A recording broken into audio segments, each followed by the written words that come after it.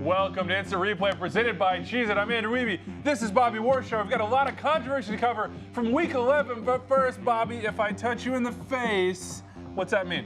I'm probably hitting you in the jingles. That's what that means. Well, it also means red card. We started Gillette Stadium where Sebastian Giovinco did see red. The Atomic Ant had just made it 3-2 with a PK late on. It's the 89th minute. Wilfred Zahibo says, I'm going to knock the ball out of your hand. And Giovinco makes a mistake here, Bobby. And at first, Mark Geiger doesn't do anything. He doesn't give a card, he doesn't give it red, but then it goes to video review and VAR. Luis Guardia gets in Mark Geiger's ear and says, hey man, look at the screen. Geiger comes back, gives the red to Giovinco. Yeah, look, it's hands to the face. That's violent conduct. That's a red card. Doesn't matter what Giovinco thinks. He doesn't like it, but he's off. But it was a little bit fuzzier out of Orlando City Stadium. We jump ahead to the 83rd minute, and it's all popping off in this rivalry match between Atlanta United and Orlando City. What did Yoshi Yotun just do, Bobby? What was that?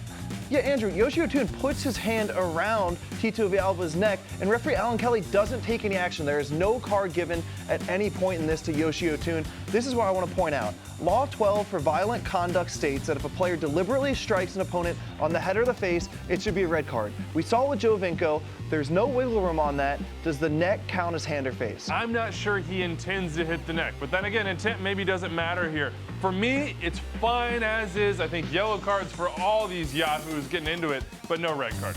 But Bobby, let's go back to the 9th minute. I want to get your thoughts on this one. Christian Higuita has called for a foul on Greg Garza in the box. All those Atlanta fans are saying, hey, that's soft. What do you say? I agree, it's soft, and it's frustrating to watch, borderline infuriating to see such a soft penalty given, but what do you want Alan Kelly to do? He makes contact, he pushes him over. For me, that's a good call. Two Stads to Puto we go for Union Impact. Kevin Stott is the referee in this one. VAR is Eunice Marachi. And 58th minute, time for a Gordie Howe hat trick. Corey Burke's already got a goal, and now he's got a red card. I think this is a clear ejection. Bobby Warshaw, serious foul play, endangering the safety of the opponent. He comes late, he comes from the side, and look, if Saint Piet doesn't jump just a little bit, his ankle might be turned to mush. I know what you're saying, Andrew. For me, it's not a red card, though. His studs aren't up, the cleats aren't raised. He doesn't use the second leg to scissor motion. It's fast, it's hard, but it doesn't fully meet the threshold of excessive force for me. To the 67th minute we go. Daniel Lovitz trying to clear some danger, and he cannot do it. Papa Pico gets taken down. Originally, Stott gives a yellow for this play, but Marachi says, hey, wait a minute, I checked it, looks like a red to me. They go to video review, and Stott says, yep, that's an ejection for denial of a goal-scoring opportunity. But, I don't think he's getting to this ball, Bobby Warshaw. How can you deny a goal-scoring opportunity? That's never going to happen. You nailed it. Pico is not going to get there. It can't be dog. So if the player's not going to score anyway, should have stayed a yellow card. Keep that Corey Burke call in mind as we go to Portland, Seattle, the 100th edition of this Cascadia rivalry match. Referee Robert Sabiga and VAR Jorge Gonzalez had some decisions to make in the first half. 34th minute, Jordi DeLem comes in hard on Diego Valeri. The Timbers are not happy. A yellow card is given. No video review here. Bobby, could that be a red? For me, I would have kept it at yellow. It goes back to the same thing as Corey Burke. The boots aren't raised, the cleats aren't exposed, he doesn't come in high. Andrew, this is what I want to point out. There's two ways to think about this as a player. Some players would say, hey, referee, protect us. Keep us from these tackles that could potentially hurt us. The second player would say, hey, let me play at max intensity. Let me make hard tackles because that's part of the game. I'm part of the second school of thought, so I'm okay with just a yellow card. I'm not shocked. Attackers probably in the first, defenders, Bobby Warshaw in the second, but I agree with you. This is a yellow, bordering on red, but it doesn't get there. Unlike Burke, who left his feet, was in the air, and got that ankle, I don't think there was as much endangering of the safety of the opponent here or as much force. Now let's talk about a red card that should have been given. Sebastian Blanco scores the game-winning goal, and he celebrates with a Chucky mask. And the laws of the game say that that should be an automatic yellow. There's no doubt here. But Robert Sabiga does not call it, and then in the 96th minute, he does get a yellow for this tackle, which deserves a yellow. He should have been sent off.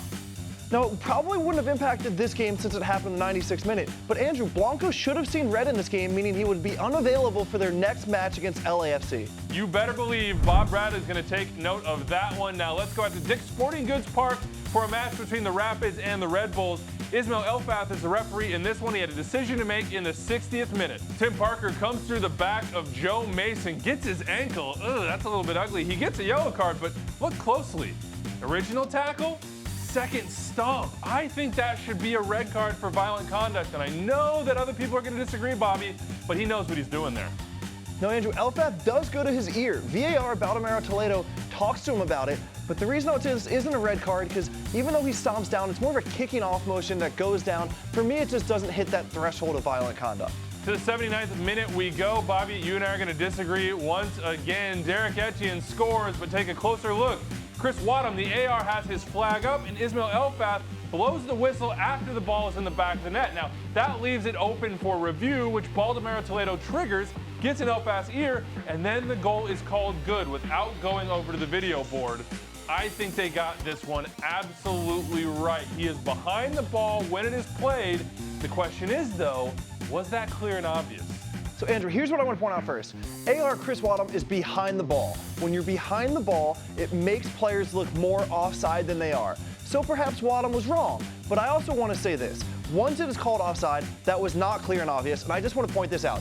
You tweeted out the question, was it offside? If you have to tweet it out to get people's second opinion, then you cannot deem this clear enough or obvious enough to change. Here's what you didn't understand, Bobby. I was trolling you through my tweets. Gotcha, man. Off the Rio Tinto Stadium we go. RSL DC United. Rubio Vasquez is in the middle. He sees this tackle on Joseph Mora on Jefferson Savarino. He says, that's a yellow card. Then video assistant referee John Freeman says, you might want to take another look.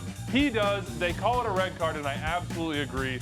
Mora rakes, steps on, crushes Savarino's Achilles, nowhere close to the ball. That is serious foul play. No disagreements for me on that one, but Andrew, let's move to Dallas where FCD took on the Galaxy. And there was a potential handball on Rito Ziegler in the 45th minute.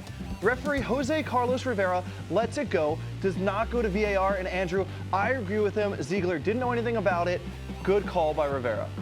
We finish with one more shout out to referee Victor Rivas in the Minnesota San Jose game. It's his first in the middle in Major League Soccer. Congratulations. And he got this one spot on. In the first minute, he had a big decision to make, but it's clear. Drum Thiessen gets contact on Magnus Eriksson in the box. Good PK call, Victor Rivas, and well done to Victor Rivas and VAR Rami Touchon in the 74th. Francisco Calvo certainly handles this ball in the box. There's no call. Then video review occurs, and they get it right. That's a PK. All right, that's it from us. You have a couple jobs, though, before you go. Number one, you've probably already done it. Get in the comment section and let us know how much you miss Simon Borg. And number two, when you're watching games, if you see something, please say something. Get at us with the hashtag #InstantReplay. Yeah, big thanks to Cheez-Its and big thanks to producer Rich. We will see you next week.